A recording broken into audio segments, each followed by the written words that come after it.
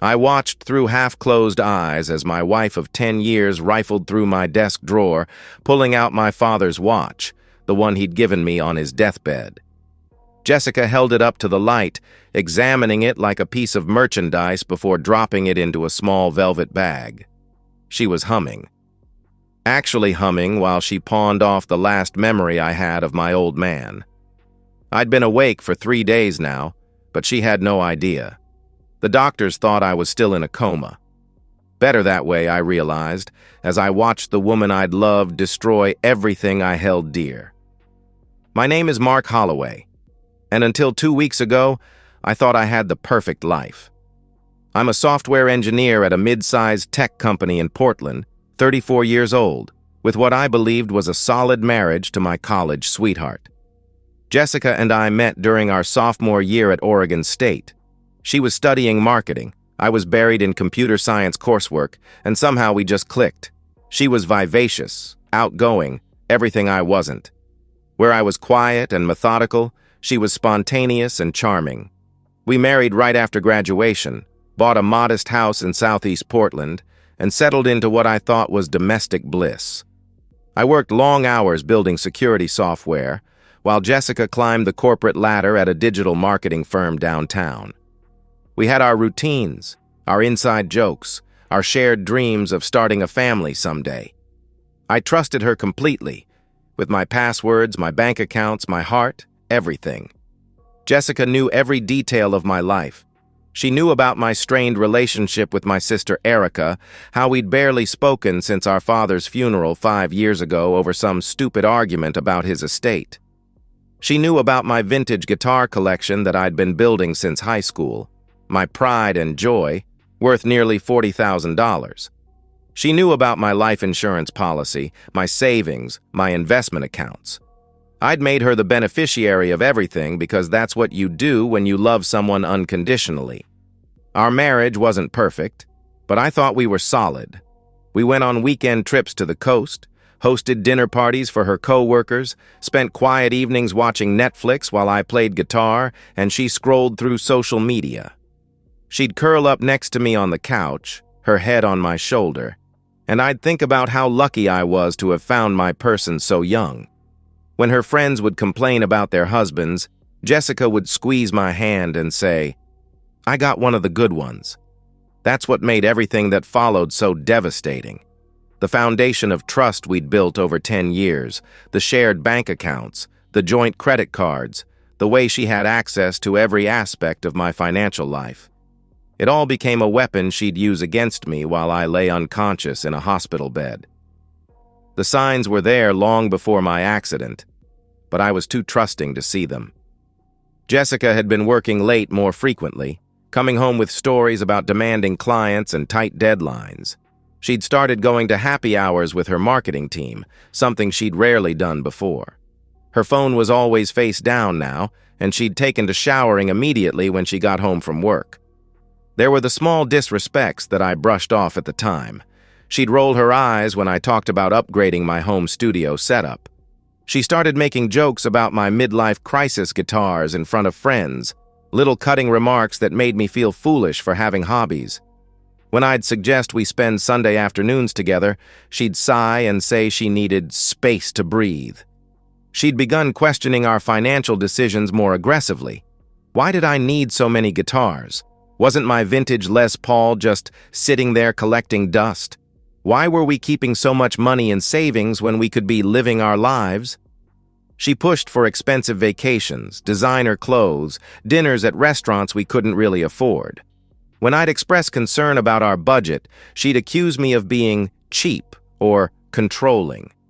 The month before my accident, she'd started talking about Alex from her office more frequently. Alex this, Alex that. How funny Alex was. How Alex understood marketing in a way that really impressed her. Alex had gotten a promotion. Alex had bought a new car. Alex thought she should ask for a raise. I should have paid attention to how her face lit up when she said his name. But the most telling sign was how she'd started talking about our future. Or rather, how she'd stopped. No more discussions about kids, about renovating the house, about growing old together. When I'd bring up long-term plans, she'd get vague, change the subject, or suddenly remember something urgent she needed to do. It was like she was already mentally checked out of our marriage but hadn't bothered to tell me. The night before my accident, she'd been particularly cold. I'd made dinner, opened a nice bottle of wine, hoping we could reconnect. She barely touched her food, spent the entire meal on her phone, and went to bed early without saying goodnight. I remember lying there next to her, listening to her breathing, wondering when we'd become strangers sharing a bed. The breaking point came not during my accident, but 3 days after I'd regained consciousness.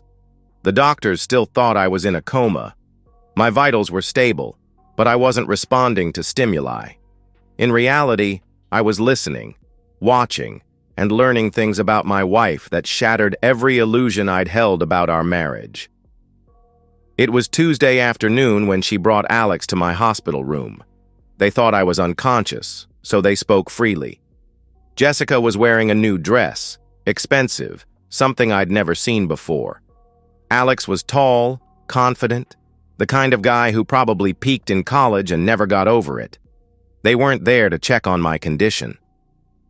"The doctors say he could wake up any time," Jessica was saying, her voice carrying none of the grief I'd expect from a devoted wife. "But honestly, even if he does, the brain damage could be severe. He might not even remember who I am." Alex laughed, actually laughed, and said, "Would that be such a bad thing?" "Fresh start for both of you." "Don't be cruel," Jessica replied, but she was smiling. "Though I have to admit, this whole situation has made me realize how much of my life I've been wasting. I'm 32, Alex. I should be traveling, having fun, not tied down to someone who thinks a wild Friday night is trying a new guitar tuning." That's when Alex kissed her.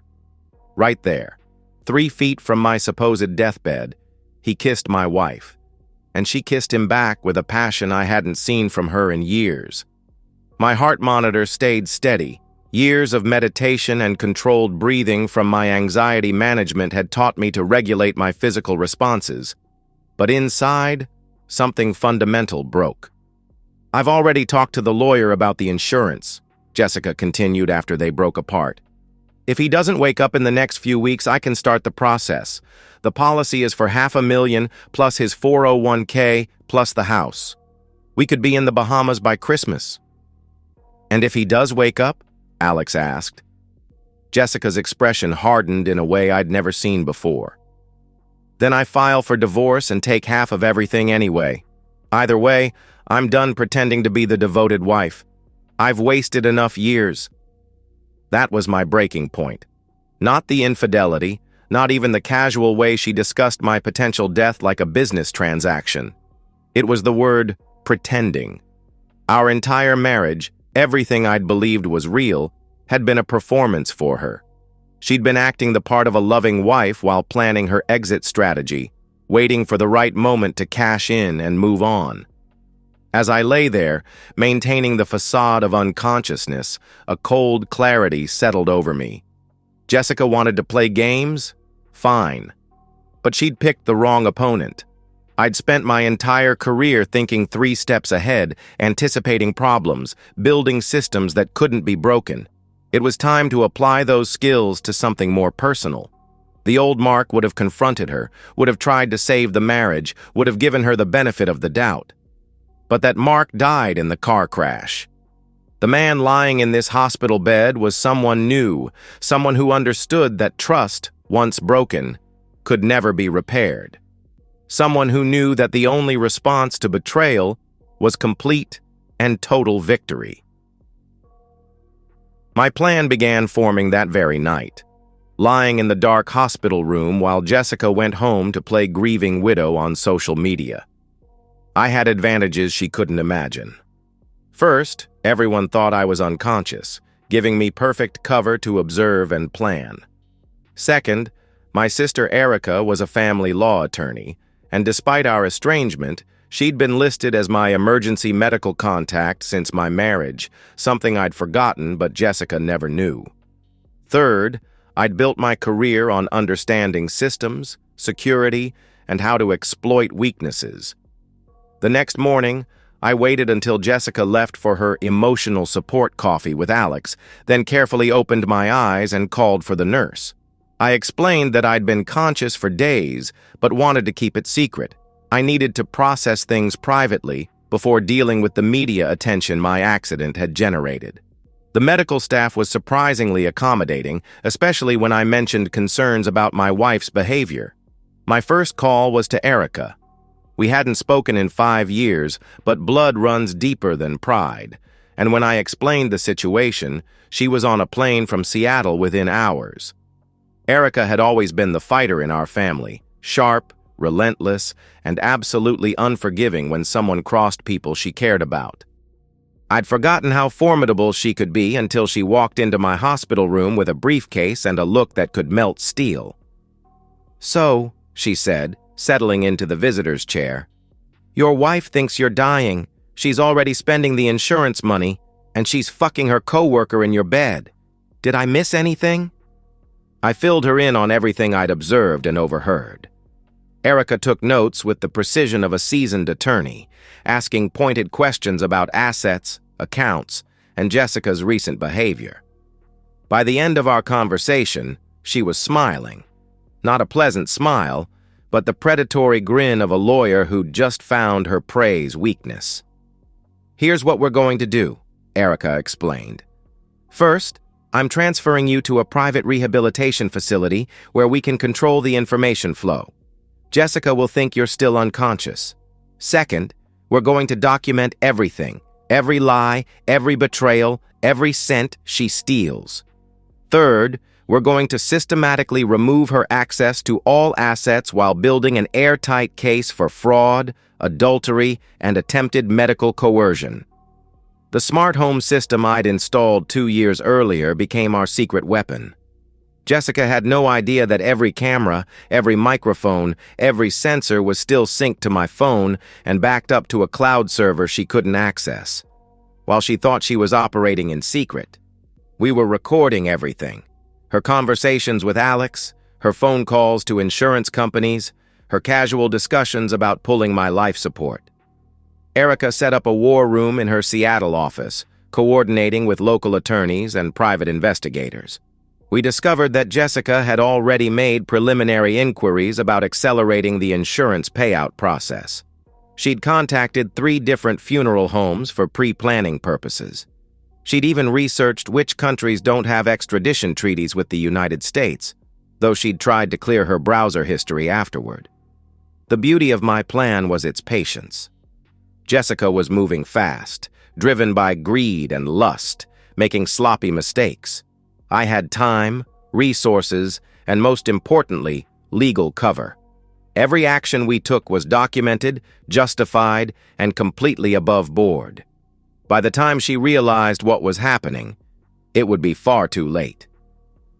We established a timeline, 2 months to gather evidence and secure assets, then a devastating reveal that would destroy her completely, not just financially, but socially, professionally, and emotionally. She wanted to play widow? I'd give her something to actually grieve about. The execution of my plan unfolded with surgical precision over the next 8 weeks. While Jessica posted daily updates on social media about her difficult journey as my caretaker, I was systematically dismantling her life from a private rehabilitation center across town. Week 1 was about intelligence gathering. The smart home cameras captured everything. Jessica bringing Alex over for dinner in our dining room, using our bed for their affair, going through my personal belongings like she was shopping at an estate sale. The audio quality was crystal clear. Every laugh about being too young to be a real widow. Every cruel joke about my boring hobbies. Every detailed discussion about their post-insurance payout plans. My favorite recording was from day 6, when Jessica and Alex were packing up my guitar collection. She held my 1959 Les Paul, worth $15,000 and irreplaceable, and said, "God, he was so obsessed with these things, like they're just guitars. At least now I can finally have a decent living room." Alex responded, "Don't worry, babe. After the insurance comes through, you can buy whatever furniture you want. Hell, you can buy a whole new house." Week 2, Erica began the asset protection phase. Since Jessica was my wife, she had legal access to our joint accounts, but she didn't know about several trusts and investment accounts that required both signatures for major withdrawals. More importantly, she had no idea that my recovery had triggered automatic asset protection protocols I'd built into our financial structure years earlier. Ironically, to protect us from potential lawsuits related to my software work. Erica systematically froze accounts, transferred assets to protected trusts, and documented every fraudulent claim Jessica made. When Jessica called my life insurance company claiming I was deteriorating rapidly and asking about expedited payouts, we recorded the calls. When she contacted our bank claiming financial hardship to access our emergency funds, we documented her lies about medical expenses she wasn't actually paying. The most damaging evidence came in week 3. Jessica had convinced herself that pressuring the doctors to remove my life support was her merciful duty as my wife. She scheduled meetings with hospital administrators, claiming I'd expressed wishes to not be kept alive artificially. She even brought forged documents, crude forgeries that Erica's handwriting expert immediately identified as fraudulent. But Jessica's masterpiece of stupidity came when she started planning my funeral. She booked the cheapest possible cremation service, selected a tiny memorial venue, and created a guest list that excluded most of my friends and all of my family. The funeral director, confused by her eagerness and strange requests, started asking questions. When Jessica insisted on scheduling the service as soon as possible after he passes, the director contacted the hospital's ethics board. Week 4 through 6 were about building the legal case. Erica had assembled a team that included forensic accountants, private investigators, and family law specialists. They discovered that Jessica's affair with Alex went back 8 months, long before my accident. Credit card records showed hotel visits, expensive dinners, gifts purchased with our joint account. Her search history revealed she'd been researching divorce settlements and life insurance policies for months. The private investigator uncovered the most damning evidence. Jessica had taken out additional life insurance on me just 6 weeks before my accident, doubling the payout to over $1 million. She'd forged my signature on the application and listed herself as the sole beneficiary. The insurance company's fraud investigation unit was very interested in this timeline. Week 7 was when we started the financial counterattack. Erica had quietly dissolved our joint accounts, transferring my assets to protected trusts that Jessica couldn't touch. When Jessica tried to make a large withdrawal to fund her Bahamas trip with Alex, she discovered the accounts were frozen. Her panicked calls to various banks were all recorded, each one revealing more about her fraudulent claims and her urgency to access money that was no longer hers. The final phase began in week 8, when Jessica, growing desperate, filed for divorce. She assumed that even if I recovered, she'd be entitled to half of our assets as my estranged wife. Her attorney, a bargain basement family lawyer who specialized in quick settlements, assured her that Oregon was a no-fault state and that infidelity wouldn't affect the property division. Jessica walked into that divorce hearing like she was attending a coronation. She wore a new black dress, purchased with my credit card, brought Alex for moral support, and carried herself with the confidence of someone who thought she'd already won. The local media had picked up the story. Local woman seeks divorce from comatose husband, and she seemed to enjoy the attention. What she didn't know was that I'd been discharged from rehabilitation 2 days earlier. What she didn't know was that Erica had coordinated with the district attorney's office to time multiple indictments with the divorce proceedings. What she didn't know was that every major news outlet in the Pacific Northwest had been provided with copies of our evidence file. The courtroom was packed that Tuesday morning. Jessica had expected a routine divorce hearing, maybe some local media coverage about the unusual circumstances. Instead, she walked into a legal massacre that would destroy every aspect of her carefully constructed lie. She saw me first. I was sitting at the plaintiff's table, very much alive, very much conscious, and very much ready for war. Her face went white, then red, then white again. Alex, standing beside her, actually stumbled backward like he'd seen a ghost. The courtroom buzzed with whispers and the rapid clicking of camera phones. "Your Honor," Erica began, rising from her seat with predatory grace. "Before we address the divorce petition, I believe the court should be made aware of several criminal matters that directly pertain to these proceedings." What followed was a 90-minute presentation that systematically destroyed Jessica's life. Erica played audio recordings of Jessica and Alex discussing my anticipated death like a business opportunity. Video footage of them celebrating in our bedroom while I supposedly lay dying. Documentation of forged signatures, false insurance claims, and attempts to coerce medical professionals into ending my life support. The insurance fraud evidence was particularly damning. Jessica had not only forged documents but had made multiple false statements about my medical condition to accelerate payouts. The additional life insurance policy she'd taken out 6 weeks before my accident, with forged signatures, constituted wire fraud, a federal crime. But the piece de resistance was the recording from week 3, where Jessica told Alex, "Honestly, if he doesn't die soon, I might have to help things along. These medical bills are killing me, and I can't wait much longer." Even her bargain basement attorney looked physically ill when that played in open court. Jessica tried to speak, to defend herself, but Judge Morrison cut her off. "Mrs. Holloway, you are being charged with insurance fraud, medical coercion, forgery, and conspiracy to commit murder. You have the right to remain silent, and I strongly suggest you exercise that right." The property division was swift and brutal. Since Jessica had committed multiple felonies during our marriage, including attempts to defraud insurance companies and coerce medical professionals, she forfeited any claim to marital assets. The house, the cars, the investments, everything, legally mine. She left the courthouse with nothing but the clothes on her back and a date with a federal prosecutor. Alex's destruction was almost an afterthought. Erica had provided his employer with video evidence of him conducting his affair during work hours, using company resources to plan fraudulent activities. He was fired that afternoon. His wife, yes, Alex was married, something Jessica apparently didn't know, filed for divorce, and took their kids to her mother's house in California. But the real devastation came from the media coverage. The story had everything: a miraculous recovery, a cheating wife, insurance fraud, attempted murder. The widow who couldn't wait became a national sensation within hours.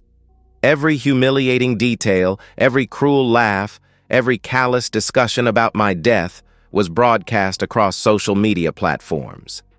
Jessica's Instagram account, where she'd posted dozens of grieving widow photos, became a museum of lies. People screenshot every fake tear, every manipulative caption, every staged photo of her suffering through her loss. The internet is unforgiving, and Jessica became the target of a righteous fury that followed her everywhere. She couldn't get a job. Her face was too recognizable, her reputation too toxic. She couldn't rent an apartment. Landlords wouldn't touch her. She couldn't even show her face in public without someone recognizing her as that psycho wife who tried to kill her husband for insurance money. Alex's life imploded just as completely. His ex-wife's divorce attorney made sure everyone knew about his role in the conspiracy. He lost his house, his kids, his career, and any prospect of rebuilding his life. Last I heard, he was working at a call center in Phoenix, living in a studio apartment, and drinking himself to sleep every night. The criminal cases moved forward with ruthless efficiency. Federal prosecutors don't mess around with insurance fraud, especially when it involves conspiracy and attempted murder. Jessica's public defender tried to negotiate a plea deal, but the evidence was too overwhelming, the media attention too intense, the prosecutors too eager for a high-profile conviction. She was sentenced to 12 years in federal prison. 12 years to think about how her greed and cruelty had cost her everything. 12 years to remember how she'd laughed about being too young to be a real widow while planning my death. 12 years to understand that some betrayals carry a price that can never be fully paid. Meanwhile, I rebuilt my life with surgical precision. I moved to a new city, started my own security consulting firm, and bought a house with a proper music room for my guitar collection. The guitars Jessica had tried to sell were recovered during the asset investigation. I kept every one of them, not for their monetary value, but because they represented something she could never understand or destroy. Genuine passion, authentic joy, the ability to create something beautiful. I never remarried. Some scars run too deep, some trust once broken can never be repaired. But I found peace in my work, in my music, in the quiet satisfaction of knowing that justice had been served with mathematical precision. The story became a cautionary tale, a reminder that betrayal carries consequences, that greed ultimately destroys those who embrace it, and that sometimes the quietest revenge is the most devastating. Jessica had planned my funeral, but in the end, I buried her reputation, her freedom, and her future. She wanted me dead so she could start living. Instead, she destroyed her own life so completely that she became something worse than dead, forgotten, irrelevant, a cautionary tale that people shared and then moved on from. I survived, thrived, and never looked back. The widow who couldn't wait finally learned the value of patience, sitting in a federal prison cell with nothing but time to contemplate the magnitude of her mistakes. And I learned that sometimes the best revenge isn't getting even, it's getting everything. And that's the end of today's story. If you enjoyed it, please give this video a thumbs up and drop a comment below. Your support helps the algorithm push my content further. If you're new to the channel, don't forget to hit that subscribe button. It really helps me keep creating more stories for you. Thanks for watching, and I'll see you in the next one.